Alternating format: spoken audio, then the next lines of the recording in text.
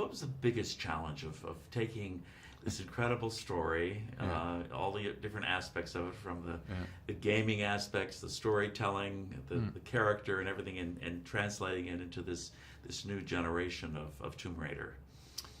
Yeah, I think when we set out to make this movie, we wanted to make a brand new origin story of Lara Croft for the big screen. And it was important to us that Lara felt like a real girl, a real human being, and that there was this emotional connection to her.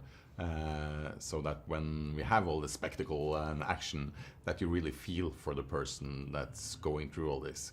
And we were really lucky to get Alicia on board to do that, because she has such an emotional range as an actress and such raw, honest truth to everything she does. So she really elevated this movie. And you were lucky with all of your actors, obviously, not just Alicia, but she's and at least you could, she was saying, I was talking to her, she said you could speak a little Norwegian, talk a little Swedish. She said we didn't do it too much because we didn't want to embarrass the other actors, but it was nice for the two of you to be able to communicate that way. Also, the father-daughter relationship is very important, one of the important themes here. Talk a little bit about that, because that's a very important theme here. Yeah. No, the father-daughter story is really the emotional core of this movie. When we meet Lara, her father's been gone for 7 years, and that's really haunting her. And then as she starts pulling the threads of his disappearance, that takes her out onto this great big journey. And also, I know that you were very specific about the fact today a lot of these kinds of films, there's done a lot of green screen, a lot of movie magic, so to speak. And I understand you were very specific about wanting to have sets built and to do a lot of things in South Africa that were, we have a real tomb and we have all those kinds of, that was important to you, wasn't it? Yeah. No, we wanted the movie to have this authentic, gritty feel to it. So it was important to do as much as possible practically in camera without relying on CG. So we built huge sets, we had boats on gimbals, and then we had Alicia in the middle of it. And I understand you actually took, when I watched the scene where she's running from the boys in Hong Kong, it was actually in Cape Town, and I've been to Hong Kong. I thought, that looks like Hong Kong. Yeah. No, Congratulations. Thank you. No, we built a giant tank outside Cape Town and filled it with floating walkways and restaurants and fishing boats. And I think the biggest compliment was when Daniel Wu walked onto the stage there and said, wow, this really feels like Hong Kong.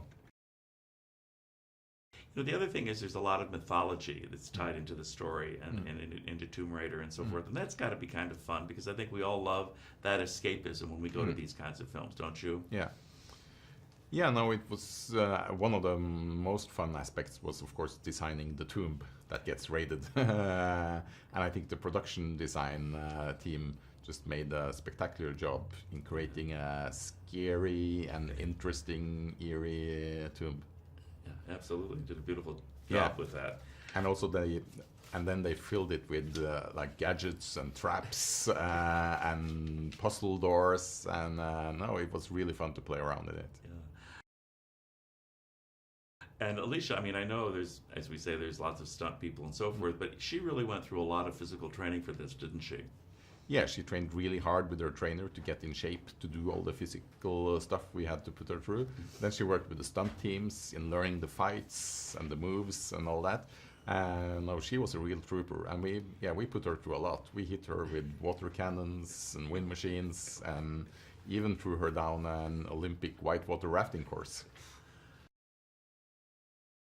Also, this is coming out at a time, and it's nice to see that there's a lot, now we are seeing a lot of films with women, strong women in strong roles, and it's important to see that. And you must be happy that you directed a film where we have this very strong female character as the lead, and it's important for people to see at this point in time, don't you believe? Yeah, I really hope that Lara can be a role model for young girls and boys growing up, because I think she's not a superhero. She's a real girl, and when she stumbles and when she falls, she gets cuts and she gets bruised, but she always picks herself up and she keeps fighting the good fight.